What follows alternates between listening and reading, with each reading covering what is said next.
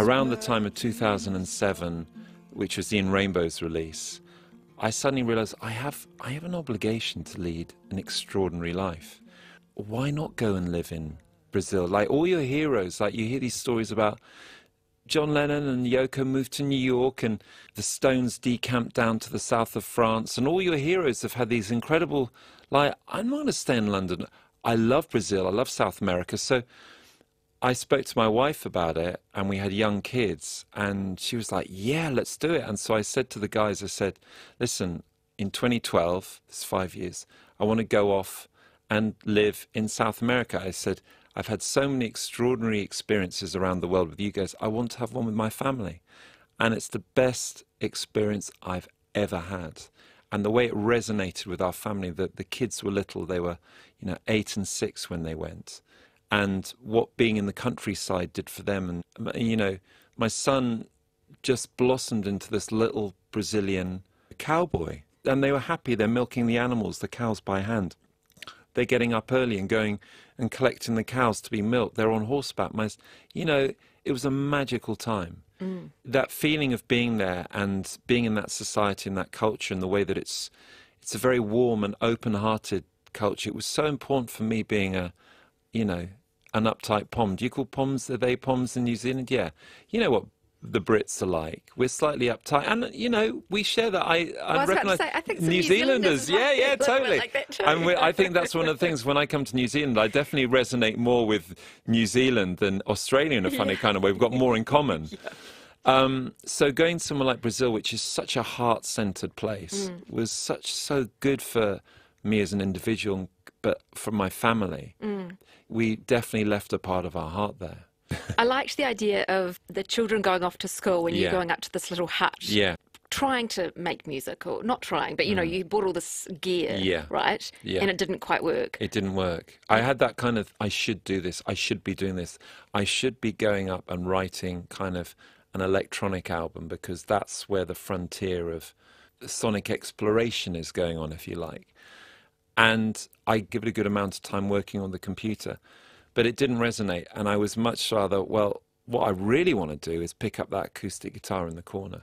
So I got to that stage where I stopped going, I should do, and part of the process was as what I want to do. What do I feel? What do I really want to do? And again, that's a lot of my upbringing and education and the way that life is, like, I should do this, I should do that. But do I really want to do that? No. So part of the process is letting go and going, following my intuition. That's what I want to do. By you doing that, you've created this album that is so textually different. I love that the album's not all one vibe, in a sense. It really takes you on a journey. Yeah. And that was purposeful? I think Radiohead we've always made records that are different, but also, the template was set when I was a kid.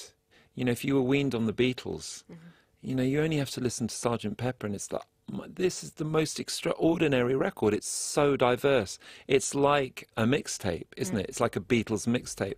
So, the bar is set very, very high with that, and that's in my musical DNA. So I get bored very, very quickly. When I'm making tracks, if I've got two songs that are too similar, one usually gets jettisoned, or I'll go, like, I had a lot of long endings on these songs. There were lots of jams and I realized I was putting it together, like, chop that out, chop that, because I didn't want to make something that was samey. I wanted to make a record, and it's kind of old-fashioned, that goes back to vinyl and maybe CD, that you start it at the beginning and hopefully you sustain the interest of the listener. It was always, with Radiohead, it was the advent of CDs, so you didn't want people going to their skip button on their remote, skip to the next track. You wanted to hold them, and I think I might be naive or I might be old-fashioned, but that for me was the thing that I wanted to do, is to keep people in there from start to finish, and that,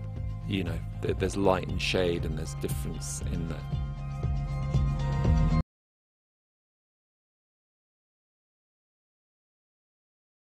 When I connected with how I felt in Brazil and the inspiration, I wanted to make a big-hearted record, a warm, colourful, psychedelic, otherworldly record full of love for this planet and full of love for humanity. And that thing that, you know, it's my emotional and musical response to the challenging times that we're living through on this planet, and all the horror and all the stuff that's going on. And that gets so much coverage, you know, in the media. And I wanted to acknowledge that, but I wanted to also say we're also capable of doing extraordinary things. And sometimes in cities and stuff, we do not realize that because we're so disconnected. And I wanted to make a record of love and connection for the planet and with one another. But I wanted to recognize and acknowledge that we're going through a tough time, and some people feel very, very, very alone. And I understand that, because there are times in my life when I felt very, very, very alone. Hopefully that these times that we're living through, challenging as they are, and the chaos and the turmoil, is actually the necessary thing that has to happen for us to change our way, because we have to change the way we do everything, from business, politics, to the way we treat one another. We need, the general ethos is one of kindness. Kindness to one another, kindness to the planet. When Radiohead came to New Zealand, you didn't want to, you know, use plastic or anything like that. So I think you took all these ceramic mugs right around the world. Yeah, we did. And we had water stations and... Yeah, that's obviously a really important thing to you and the band. Yeah, it's been really important for a while with Radiohead. Like I know Coldplay have ducked out touring, but we would you do that? Well, we did contemplate it back in like 2007, and we had an audit done, an environmental audit done of our touring. And it was interesting because we realized that, because at one stage we thought, well, we'll just go to a few cities and that's it. But what we realized, that as big as the band touring carbon footprint was, so is the audience, people traveling.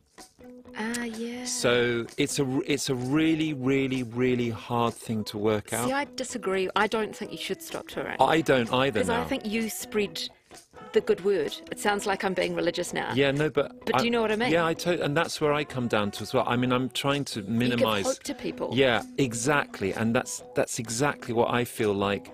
I feel like we're trying to minimise our carbon footprint and try and, you know, whatever you think about carbon offsetting, I do believe that what we're trying to do is trying to offset it and maybe plant trees. I'm trying to look into it properly the best we can do. But I agree with you. To stop touring is, I feel like being a musician now, it feels more important than at any time. We bring people together. You know, the music and the connections that you have, and the hope and the light and the inspiration, and they are the things. Certainly, as for me as a music fan, throughout the years, you're walking away from a gig and you feel re-inspired and you feel connected. And I agree with it. I think we have a really important job to do. Good. Well, thank you. I'm glad I feel really...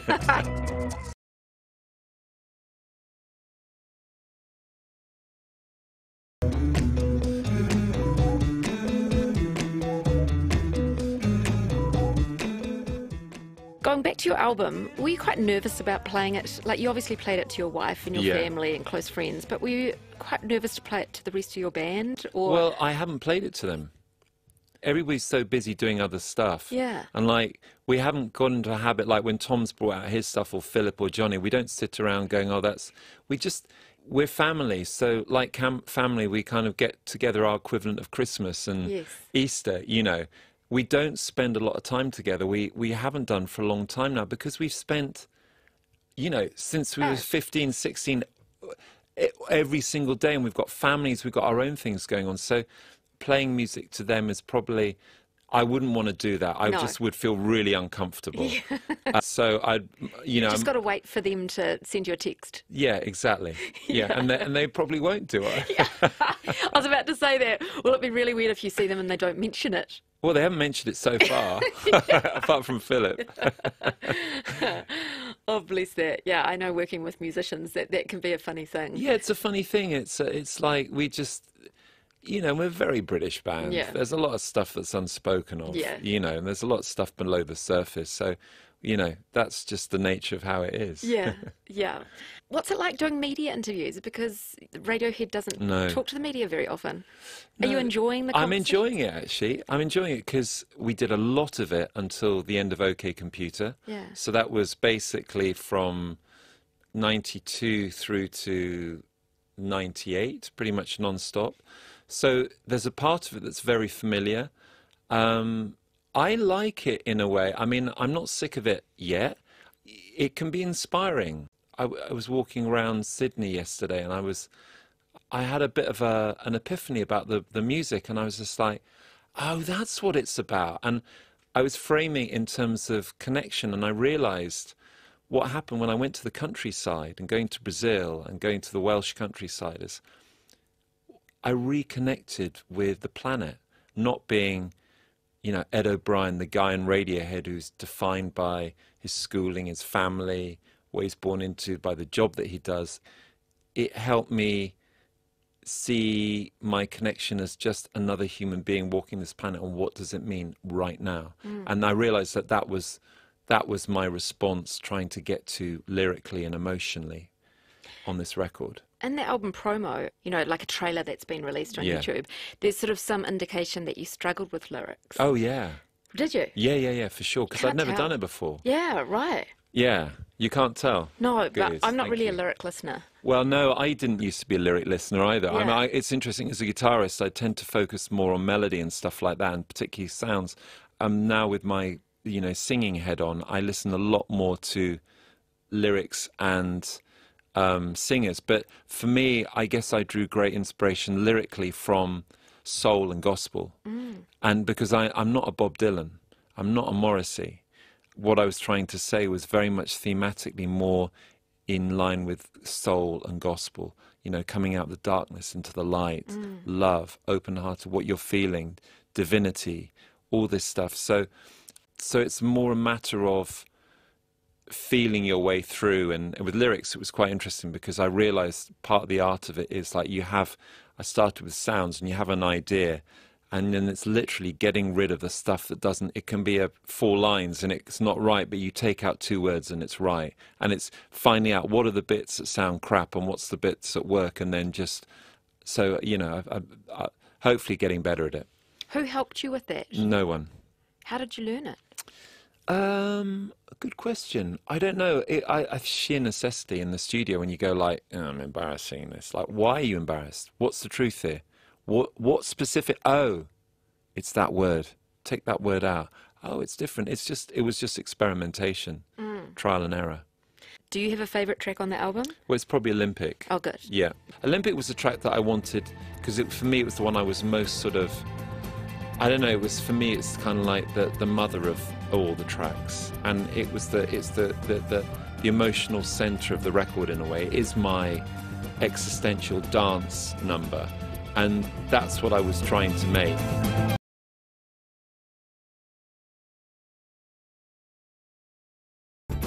I love that track so much. I still play. I mean, all of them. It's funny, like, I'm pleased because I can still get to a place whereby I'm still feeling them. And it's that thing that I recognise when I've, on not every Radiohead record, but my favourite Radiohead records, when we're finished, I've loved them. And I love this record. I'm really, you know, I know it's got flaws, but there's a thing there that I really love about it. But it's the first of many. Will it be? Yeah, definitely. I feel like it's changed your life. It's complete. I'm a changed person. I still think that in my 30s, I was, you know, we had kids in our 30s, and I was a little bit kind of, I didn't really know who I was. But there's something about 40s, you've worked out what your poisons are, what works for you, what doesn't, the people in your life who are good, the ones that you need to kind of, they're not so good for me, they don't really want the best for me. But it's been a huge moment in our lives, and also I've done a lot of work, I'll be honest about that. You know, having kids has really forced me to look at myself and, you know, my emotional background, and having years of suffering from depression. I feel it's important to be honest here, because I know that other people go through this stuff. It's forced me, for want of a better word, to sort my shit out. When you do that stuff and these old emotional patterns and old things, you can get stuck in them. While this record was being made, I've definitely been down to circumstance, a couple of things that happened.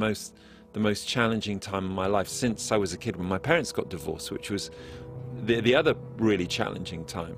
I love that thing in life where you've come through, like, it was it was a really dark period for me, and I've come through it and I've moved on from that.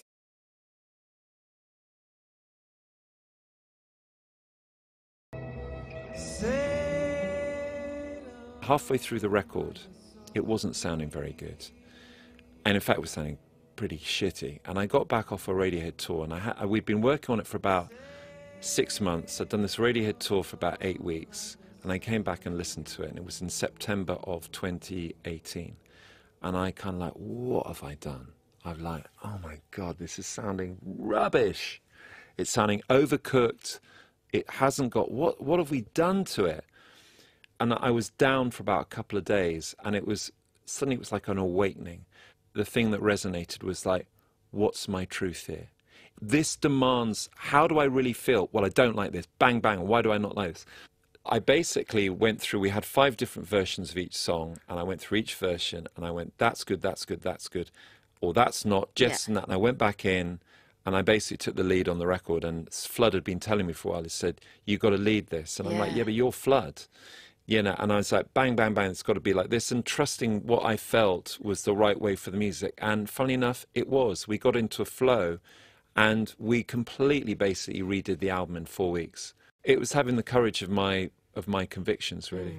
For me, a big process of it was re-engaging with the feminine side of me, which was, you know, was there as a child, like being, you know, I was brought up by my mum. I lived with my mum and my sister for a long time. So there wasn't a big male macho thing. My dad wasn't a macho guy, but, you know, being in a band with men for so long and being in a male environment, those male traits come out more and more and more. Yeah. And I was part of the re-engagement with a feminine side of me, which is more intuitive, which is, if you want, kinder, but just like, for me, it really works. And for me, that's actually where I'm most creatively potent. It's that balance, if that makes sense. I love this time for making music because it's an age of authenticity. We're living in this age where people can truly be themselves, and that's what it demands.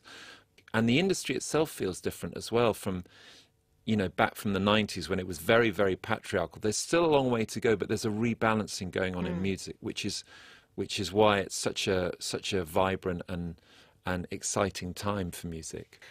Thank you so much, Ed O'Brien. Thank you. Thanks for coming this side of the world. And even just talking today, you've enlightened me incredibly. Oh, thank you. And I'm going to go now and hopefully enlighten other people by playing this on the radio. So you're truly, you're doing good for the world. I want to come to New Zealand. New Zealand's been it's a place that I really, really resonate with. I really, really love New Zealand. I've had some incredible musical experiences there, a lot through a great friendship with Neil Finn and our family's friendship and stuff like that. But it's a place I've always resonated with and loved, and, you know, love the culture and the old culture and the Māori culture and all of that. And the way that, I mean, I know that it's not perfect, but the way you integrate as a society. And I'm a huge rugby and cricket fan. Oh, are you? Yeah, I'm not going to talk about the semi-final that we... That was a shock to us. I mean, we didn't do it in the final against South Africa.